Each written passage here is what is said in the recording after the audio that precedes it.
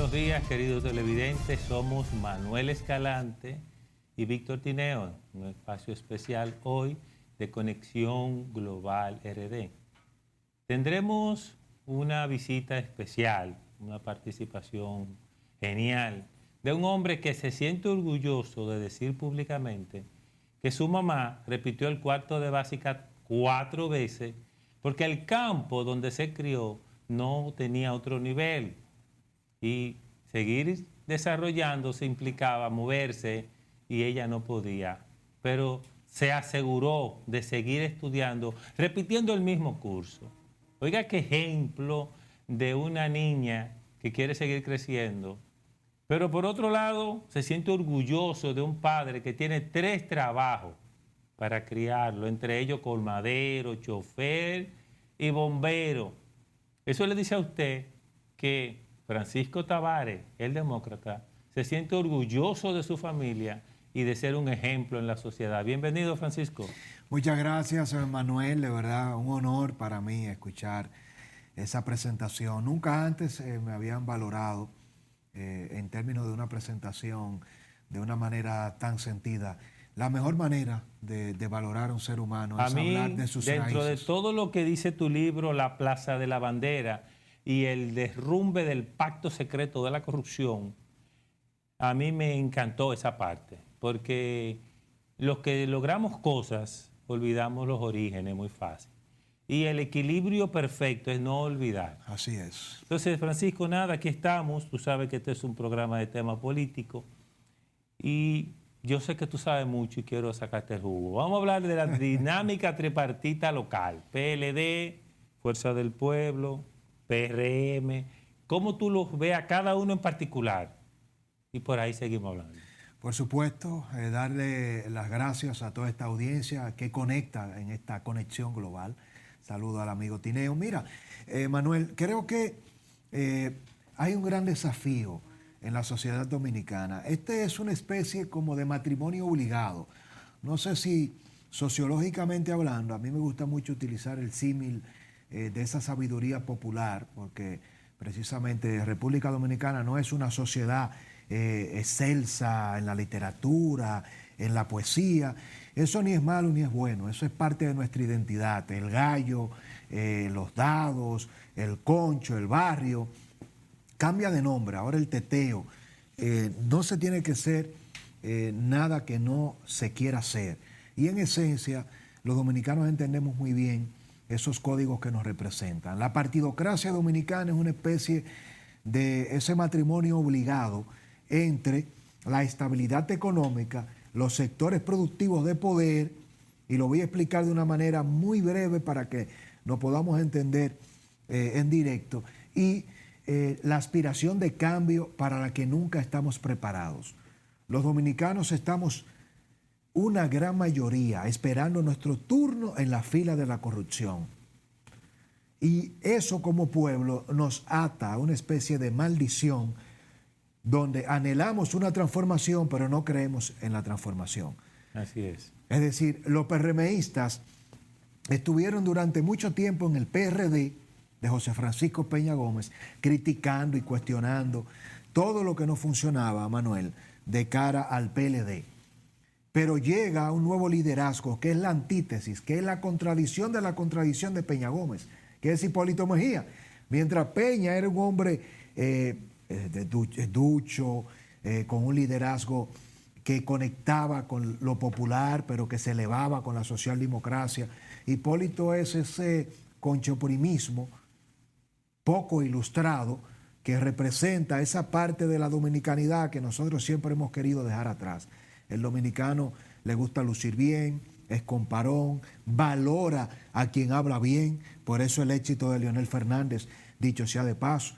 Que eso implica un aspiracional. Totalmente. Porque el hecho de que yo te admire solo porque tú hablas bonito, bien, aunque yo no lo haga, quiere decir que yo quiero ser como tú. Sí. O sea que nosotros no queremos ser como Hipólito, nosotros aspiramos a ser, en el término intelectual, como Leonel. Brillantemente. Entonces, estoy de acuerdo contigo. ¿Cómo tú defines el PRM de hoy en función de lo que fue inicialmente, en comparación con el PLD y la Fuerza del Pueblo?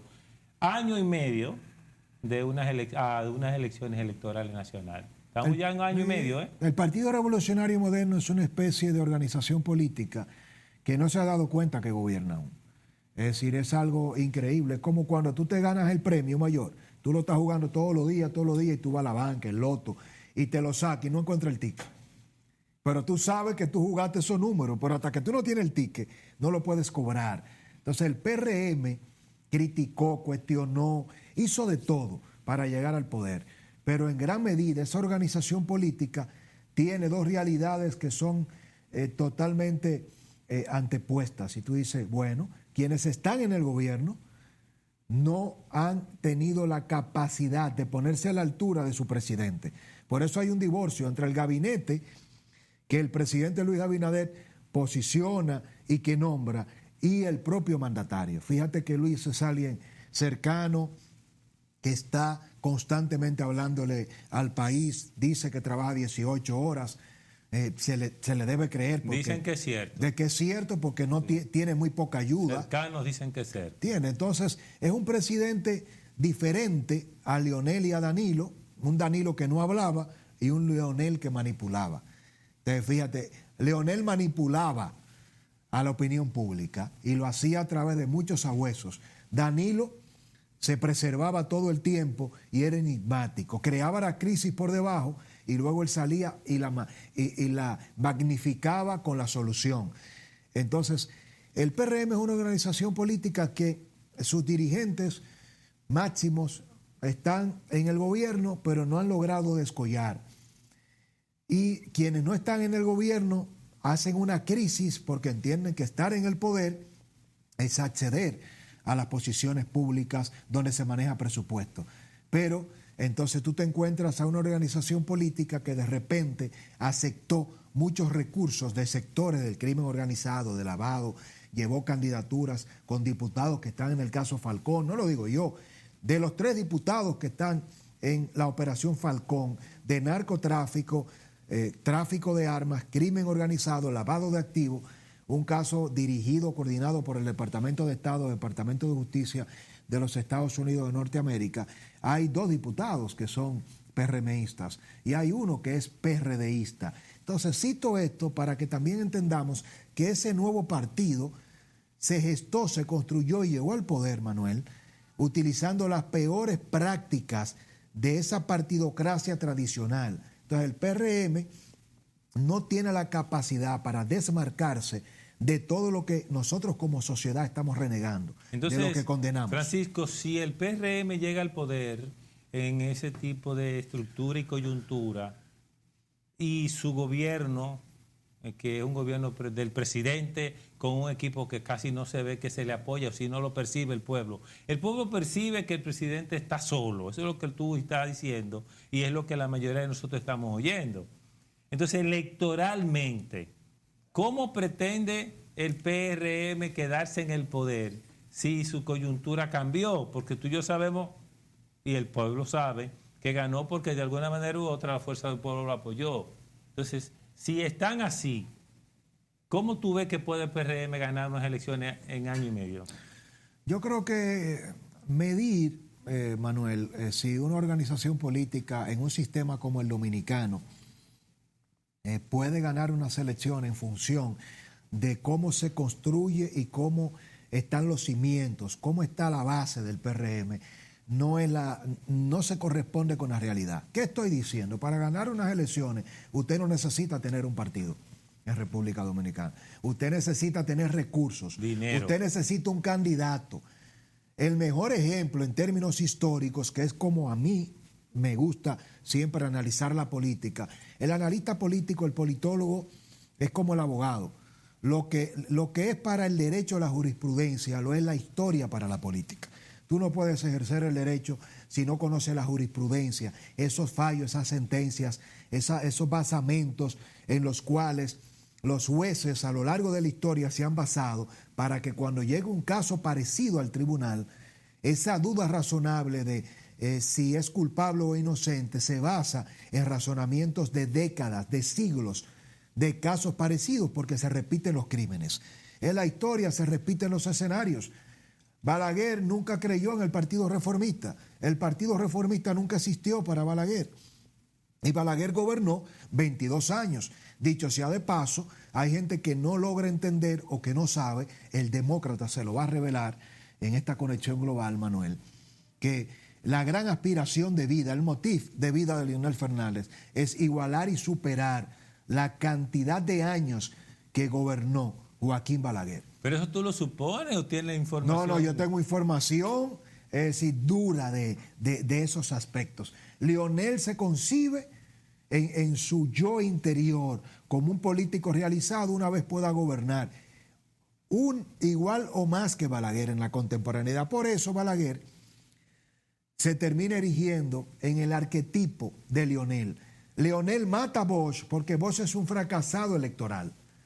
El más grande político, sociólogo de República Dominicana y la región es un fracasado electoral porque tiene principios deontológicos, porque Bosch le pone techo a la ambición electoral y lo hizo también Peña. Para tú electoralmente ganar elecciones tienes que olvidarte de los límites. Renunciaron a Bosch para convertirse en una maquinaria electoral. Sí, y por eso Leonel mata a Bosch y abraza a Balaguer para convertirse en un hombre, en un dignatario, un presidente con tanta influencia política electoral. Entonces, ¿qué posibilidades? Sabemos que falta año y medio, que todo puede pasar, pero ¿qué posibilidades para terminar la idea del tema PRM gobierno se pueda reelegir, vamos a decir, Luis Abinader, que es el candidato evidente del PRM? Yo creo que tiene muchas posibilidades el presidente Luis Abinader de ganar la reelección, no por el PRM y ni siquiera por el propio Luis. Es que cuando tú le pones en el menú a elegir a un comensal, imagínese que usted está en el barrio, estamos ahora mismo, Manuel, en La Cañita, estamos en Los Molinos de Los Amas, y tú tienes, estamos hablando de 4 semanas que no comes, y te ponen un filete de mero, te ponen un pan vacío y te ponen al lado del pan y del filete una pica pica. ¿Qué tú crees que tú vas a elegir? Entre el pescado, filete, el pan o la pica pica. El filete. Y si te quitan el filete y tú tienes que coger la pica pica y el pan, cuando tú te comes el pan con pica pica, tú te lo comes pensando, ¿tú sabes en qué? En el filete. Entonces, el pan es Danilo, la pica pica es Leonel. Y el filete. Danilo no es candidato. Pero Danilo es lo que representa el PLD.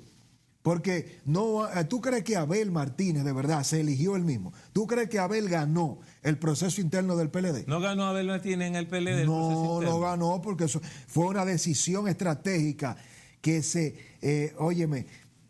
se armó para que en una eventual segunda vuelta el candidato del PLD fuera tan cercano a Leonel y se pactó con Leonel. Abel Martínez es el resultado del pacto entre Danilo y ese comité político del PLD y Leonel Fernández, porque Danilo y el comité político tienen algo que los une a Leonel, que es inquebrantable. Danilo y sus acólitos del comité político estarían dispuestos a darlo todo para evitar 2 cosas. La primera, que no sigan cayendo presos, y la segunda, que además de preservar la libertad, puedan preservar su patrimonio.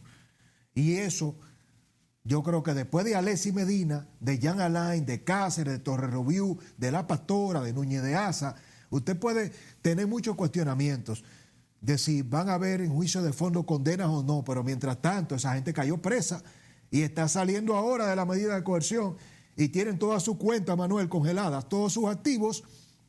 No es mentira, independientemente de todo, sus nombres están manchados, su patrimonio no tienen acceso y no duermen tranquilos. Entonces, ni siquiera con ropa. Francisco, para concluir, dices que las posibilidades de que Luis se reelija son extensas. Sí. Y ahora, en un programa de televisión, y me vas a responder cuando volvamos de la pausa, tú decías que dentro de la reelección de Luis estaba en la mano de Hipólito Mejía. Yo quiero que cuando volvamos de la comercial nos diga por qué. Volvemos en breve.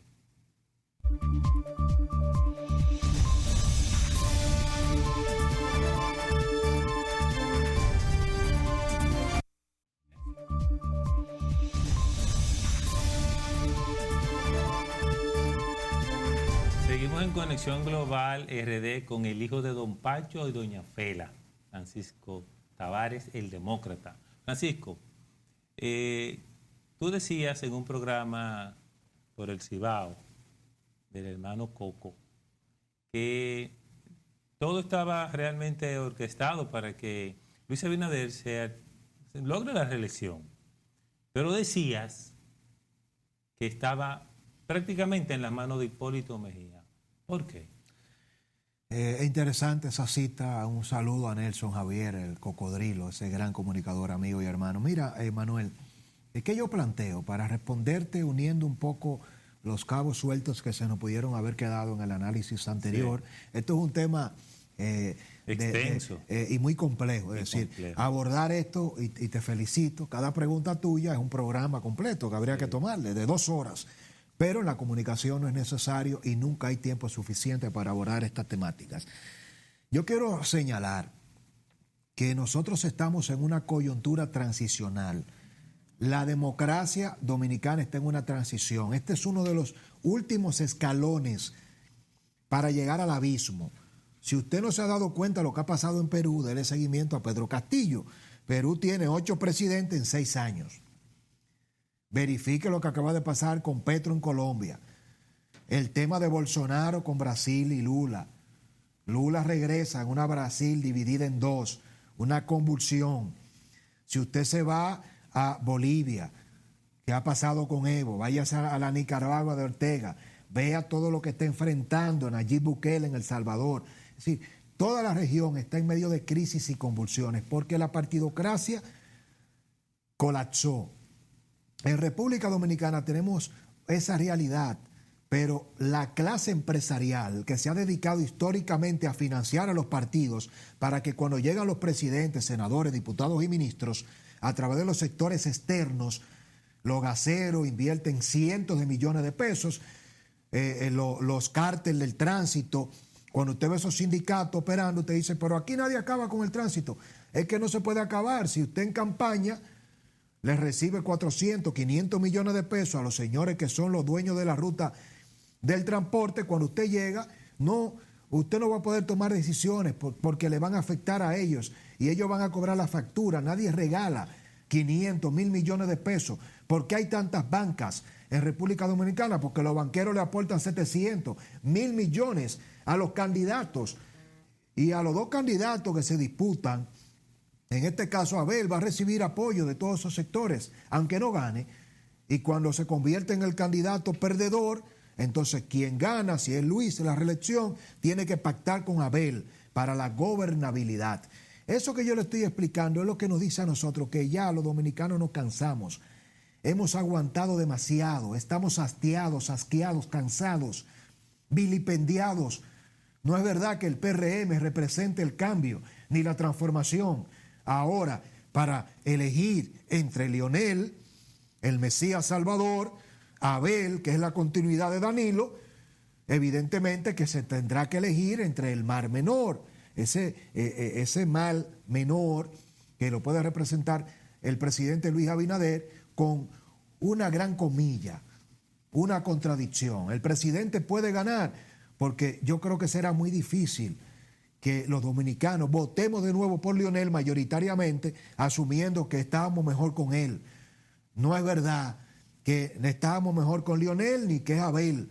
Ahora el PRM, Manuel, tiene que sacudirse, porque lo que va a pasar es que el presidente podrá ganar la reelección, pero tendrá que gobernar sin partido. Porque fíjate que en esa organización política están en apenas 2 años y tanto de gobierno, reeditando, repitiendo y comportándose igual o peor que el propio PLD de Danilo y el PLD de Leonel. Entonces tú no puedes tener un presidente que va por un lado y una organización política que aspira a robar, a depredar el gobierno y el Estado. Entonces cuando yo planteaba diciendo esto, y tengo la idea también de qué tendría que hacer el presidente Luis Abinader, ojalá que no dé tiempo para plantearlo más adelante, para poder salir bien parado. El problema del presidente Abinader no es ganar la reelección.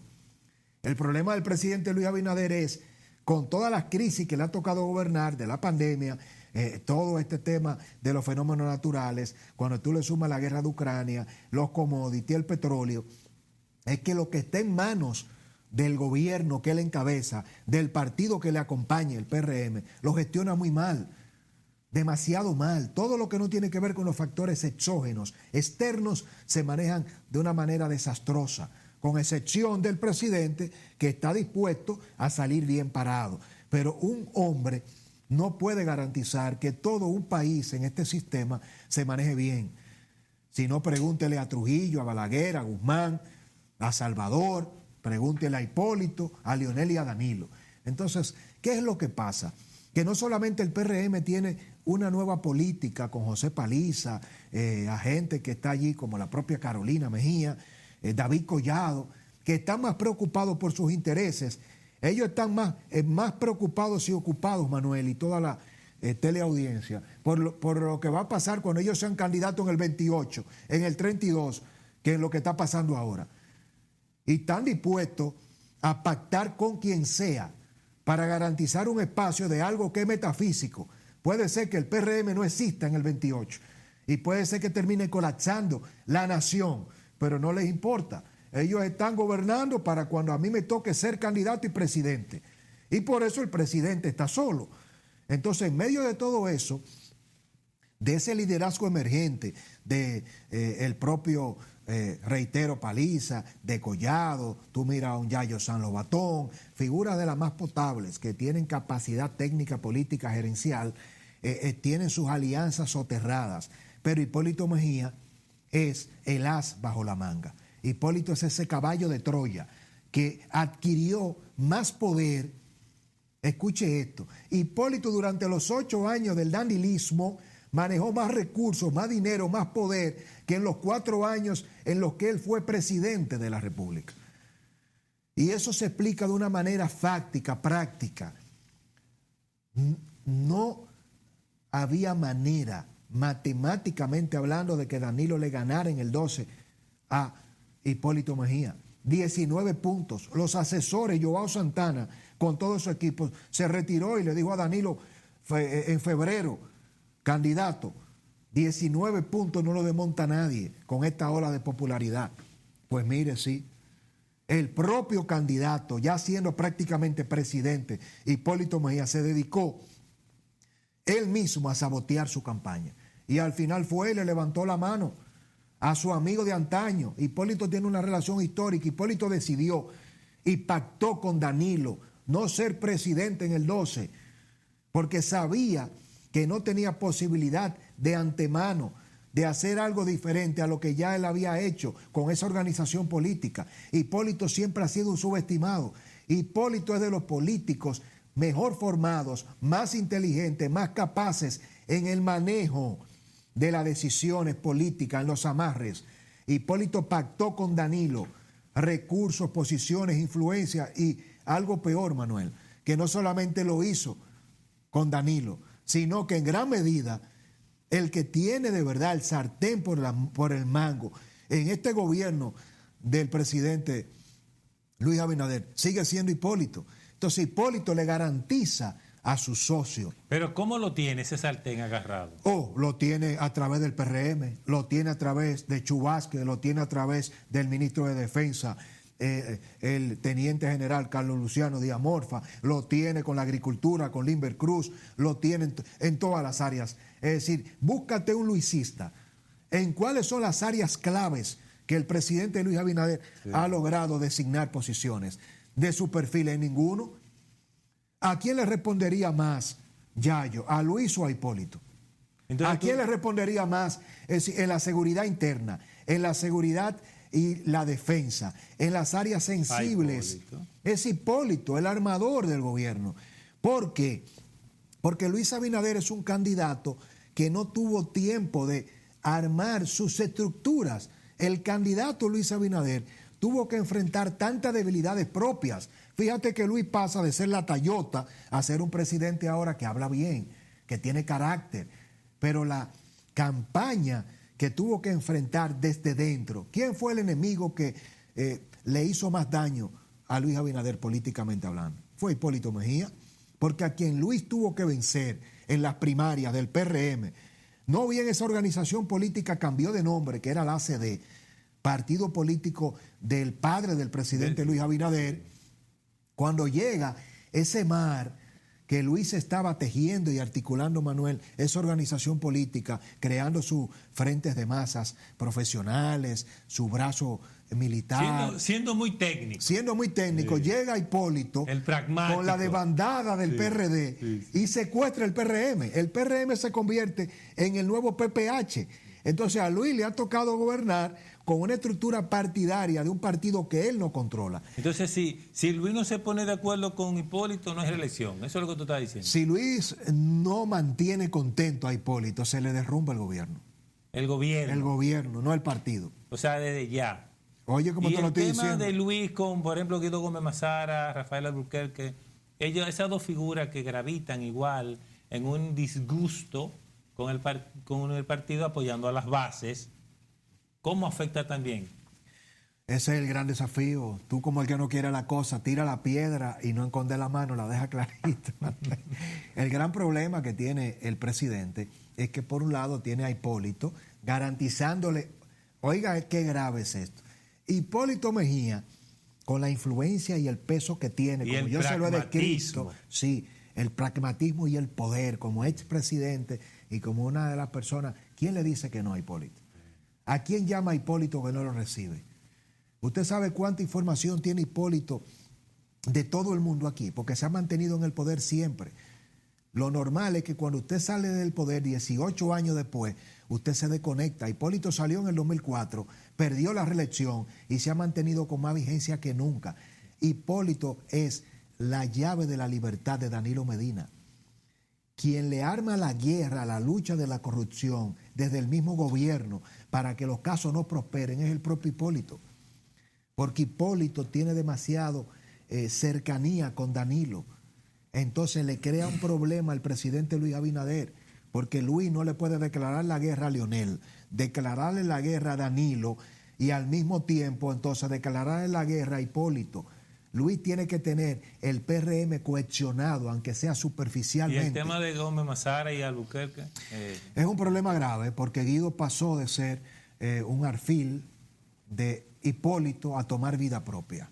Guido ya le pagó con creces. Ya él lo hizo lectura, y lo está viviendo y lo disfruta. Y lo disfruta. Y lo hace bien. Y lo hace. Entonces Guido es un actor porque político, sí, que no le responde a Hipólito. Guido tiene personalidad propia, identidad propia, ambiciones propias. Entonces Guido es un político que ya pagó durante años el tema de que Hipólito le pusiera un techo. Entonces, por eso fíjate que Hipólito le entra a Guido. Sí, ya él le perdió el respeto a Hipólito. Yo diría que más que perderle el respeto, lo que Guido ya le salió de la sombrilla del Hipólito. Salió eso. Y entendió que se le salió de abajo. Se le salió de abajo. Sí. Guido entendió que Hipólito, guardando la diferencia, es como Leonel. Ni Leonel ni Hipólito le permiten a nadie que aspire, ni que llegue por sus propios méritos. Que ellos lo apoyan. Ellos no. Y ellos negocian y ellos cobran. Tú tienes que aspirar y tienes que hacer todo y después tienes que irle a pedir a Leonel. Entonces, ¿qué conclusión tú ves con ellos dos y el presidente Abinader para cerrar el bloque? Creo que para cerrar este bloque, si yo fuera asesor del presidente Luis Abinader, si yo fuera el presidente Luis Abinader, yo provocara una ruptura con Hipólito acercando a Guido y a Ramón Alburquerque. Yo le diera al ingeniero Ramón Alburquerque el ministerio administrativo de la presidencia. Y yo convenciera a Guido para que sea el presidente del PRM. Y le doy la misión a Guido de acabar, aniquilar con todos los PPHistas, incluyendo a Hipólito, dejándole oxígeno suficiente para que no se sientan amenazados, pero dejándole claro de que el ciclo histórico del hipolitismo, del PPHismo, llegó a su final. Esa es una misión que si Luis se la diera a Guido y se sentara con Guido y le dijera a Guido, yo te voy a dar esta misión, te entrego el PRM, la única condición es que tú tienes que serme leal en estos 8 años y yo te voy a dar la libertad para que en el 28 tú te enfrentes en las mejores condiciones, sin ningún tipo de zancadilla, a David Collado, a Carolina, porque si David es tan líder como él dice, no tendría ningún problema en el 28 o en el 32 para enfrentarse a Guido. Pero el temor que le tienen a Guido no se lo tiene Luis, se lo tienen los otros, Sí. que son los que lo bloquean. Y entonces el presidente pierde el apoyo de Guido por la mezquindad histórica del Y hay algo PRD-PRM. trascendental, y es que Guido ha logrado apoyo en la base. Totalmente. Y la base es fiel. Es que no hay nadie que se parezca más a Peña que Guido. No hay nadie. Se va a parecer Paliza, José Ignacio Paliza se parece al liderazgo del PRD, PRM. No, se parece Carolina Mejía, no. David Collado.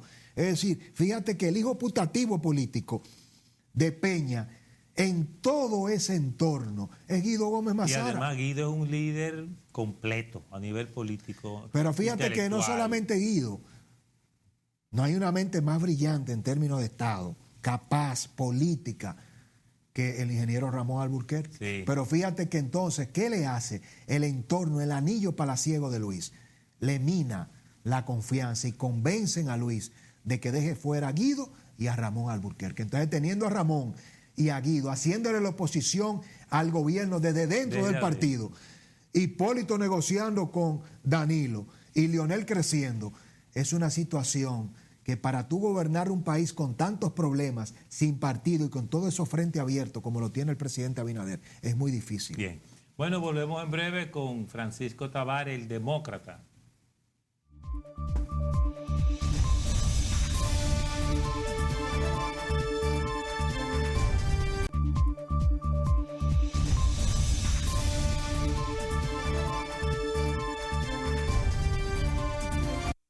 La Plaza de la Bandera y el derrumbe del pacto secreto de la corrupción. Es un magnífico libro que escribe Francisco Tavares, el demócrata, que recomiendo. Es importante conocer los últimos 50 años de historia de la República Dominicana, porque eso somos hoy, el resultado de esos 50 años de historia. Señores, cuántas cosas preocupantes, cuántas cosas tristes, pero siempre hay esperanza. Francisco, ¿cómo tú defines la Plaza de la Bandera y el derrumbe del pacto secreto? Oye bien, de la corrupción, pacto secreto de la corrupción. A mí me llama mucho la atención ese pedacito del título.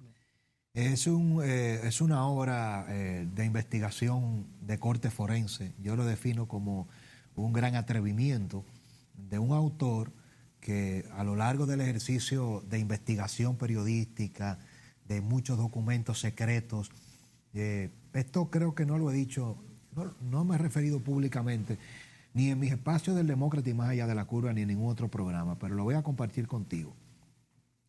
La gran cantidad de documentos, de informes impublicables, de tratativas, de pactos, de acuerdos, de gente que se te acerca en el ejercicio periodístico para, mira, quiero que tú te accedas a esta primicia, pero resulta que esa primicia obedece a una manipulación de una media verdad que está financiada por un tercero, que luego están dispuestos a hacer de todo para que tú saques una información que puede ser manipulada, muchas veces no, pero que tiene de trasfondo otras cosas. Y a lo largo de estos años yo me encontré con tantos temas del ámbito político, económico, de la banca, de la telefónica, informaciones que involucraban a empresas y apellidos que uno nunca lo conecta. Y yo me senté y comencé a reflexionar y dije, pero por un tema de rigor periodístico, por un tema de compromiso, de cuidado, llegó un momento en que me toma tanto tiempo depurar todos estos temas que menos del 1%, Manuel, escucha esto, menos del 1% de la información que a nosotros nos llega en el Demócrata, la podemos tratar, no nos da tiempo. Entonces yo digo, pero un tema, ¿qué hago? Porque yo no puedo tener toda esta información y que esto muera conmigo. Dios no lo libre, me da una enfermedad, provocan, me hacen un atentado, todo es posible. Entonces, ¿cómo logro yo sacar todo esto sin que sea solamente hablándolo, diciéndolo? Me puede dar la vida, como no. ¿Y cómo lo hago potable? ¿Y cómo lo hago potable? ¿Cómo lo hago funcional? De ahí nace este libro.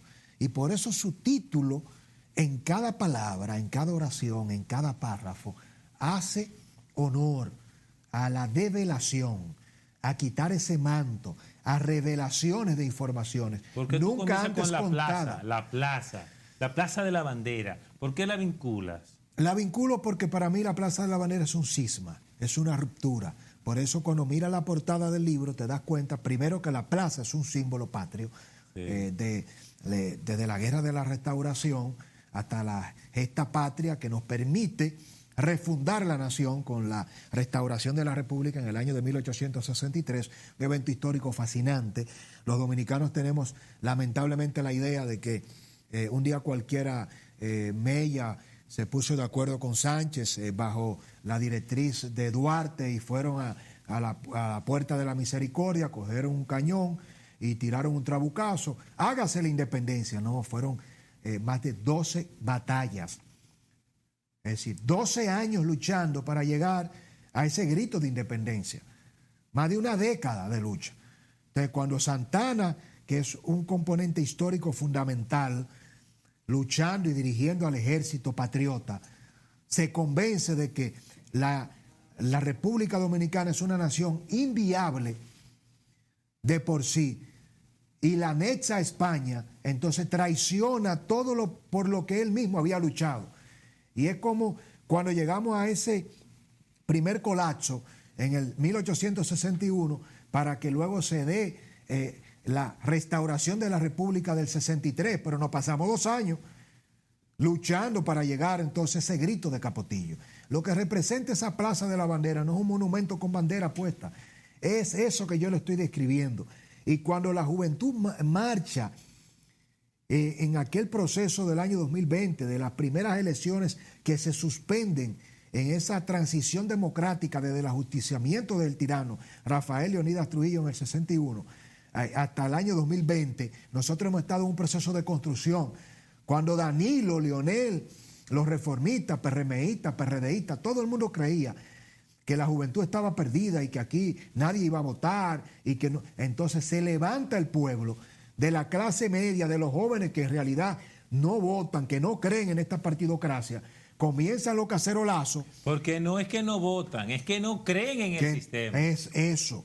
Y dicen, no creemos en ustedes. Sí. Y todavía hoy día hay gente que cree que eso fue Pepín Corripio que lo financió, que eso fue los Vicini, que la Plaza de la Bandera. No, eso no lo capitalizó nadie. Eso fue la válvula de escape, el detonante de una sociedad que en esos jóvenes tiene, Manuel, y todos ustedes, el deseo, la rabia acumulada, ese fracaso, ese hastío, ese cansancio que provocó en esa Plaza de la Bandera, que el danilismo, que ese danilato que tenía planificado, y yo lo narro en el libro, esa suspensión de las elecciones se dan porque había una planificación de un fraude, se estaban todas las condiciones dadas. Un fraude en la Junta Central. En la Junta Central Electoral. Que fue cuando hubo el problema para imponer a Gonzalo Castillo y al Penco. Danilo nunca se preparó para salir del poder, porque esa posibilidad no existía. Y lo que provocó la Plaza de la Bandera fue que el poder de esos jóvenes, de todos los ciudadanos que marchamos, de lo que fuimos y de lo que no fuimos a esa plaza, porque el país completo se levantó a votar para sacar a ese PLD corrupto de Leonel. Aquí no se puede hablar de corrupción de Danilo sin hablar de la corrupción de Leonel. Y no se puede hablar de Leonel y de Danilo si no se habla de la corrupción de ese partido reformista bisagra y de la gran cantidad de partidos minoritarios emergentes de la izquierda y de la derecha y de la centroderecha que se ha enriquecido en el contubernio, en el ecumenismo perverso del que hablábamos nosotros, en Francisco, el camerino, Manuel. Pacto secreto de la corrupción. ¿A qué pacto tú te refieres? ¿Qué significa? ¿Cómo debe el dominicano que lee tu libro interpretar qué tú quieres decir? Es un acuerdo histórico cuando cae Trujillo, cuando es ajusticiado de manera heroica por todo lo que ya conocemos en esa historia. Trujillo tenía una finca, y esa gran finca que él defendía de los americanos, de Haití con la matanza del 37, la matanza del Perejil, como le llaman muchos, todos los actos Trujillo no lo hacía como un líder nacionalista que buscaba reivindicar la identidad nacional. No solo eso, él lo hacía como nacionalista defendiendo sus intereses, su patrimonio, el país completo, todas las empresas estatales le pertenecían a él. Cuando se ajusticia a Trujillo, se abre esa transición que llega a la elección de Bosch como el primer presidente electo democráticamente, venciendo a Viriato Fiallo y a la Unión Cívica, la Junta Militar, el golpe de Estado a Bosch, y llegamos a Balaguer. Balaguer es un consenso, es un acuerdo, es donde nace el pacto. El nacimiento del pacto emerge por la salida abrupta de Trujillo. Pero recuerde que Balaguer ya había sido presidente títere, había sido canciller, había sido embajador. Era un cerebro político del trujillato. Entonces Balaguer es posicionado en el poder con el apoyo norteamericano y del empresariado con dos misiones. Los Estados Unidos solo querían que se hiciera una limpieza para que no se dieran las condiciones de que en República Dominicana se repitiera una segunda Cuba. A cambio, Balaguer le pide el apoyo suficiente a los Estados Unidos para tener protección. Y pacta a su vez, Manuel, hace el pacto con una oligarquía que Trujillo había perseguido, que Trujillo había acorralado, que Trujillo había expulsado. Y Balaguer entonces le dice, yo le voy a entregar y le voy a devolver todo lo que a ustedes le pertenecía y mucho más. Yo no quiero dinero, yo no quiero ser accionista de nada. Yo no voy a permitir que ningún acólito, ningún ministro, seguidor de mi gobierno, les haga la competencia. Lo único que yo quiero es que ustedes me financien y me apoyen. Mientras ustedes, empresarios, me den el apoyo económico y me permitan desarrollar mi agenda, yo solo quiero capital político. El pacto nace en un momento en el que Balaguer le reparte todas las empresas de la finca del trujillismo, se las reparte a 10 familias. Esas 10 familias mantienen a Balaguer durante esos 22 años en el poder, justificando fraude, justificando asesinatos, lo peor de la continuidad de un déspota ilustrado. De hecho, con Balaguer nada más pudo la vida. Solamente. Porque Entonces, ni siquiera la ceguera. ¿Cómo ese pacto se transmuta y cómo Leonel se convierte en un discípulo aventajado de ese pacto? Yo explico en este libro cómo el sector empresarial hace todo lo que tiene que hacer para enriquecerse, cómo Balaguer y toda una escuela política que él crea hace todo el trabajo sucio con el apoyo del contubernio y la unión de sectores que buscan ganar dinero cada vez más y otros que buscan ganar rédito político. Y eso se extiende a Leonel, eso se extiende a Hipólito, eso se extiende a Danilo, eso llega hasta nuestros días. ¿Llega Luis? Y llega Luis Abinader. Entonces, porque aquí, hasta que no se dé el cisma, hasta que no toquemos fondo y reinventemos la partidocracia y la democracia, no hay posibilidad de que llegue ningún candidato de un partido tradicional sin que pacte con esos intereses perversos y oscuros que son los que dominan.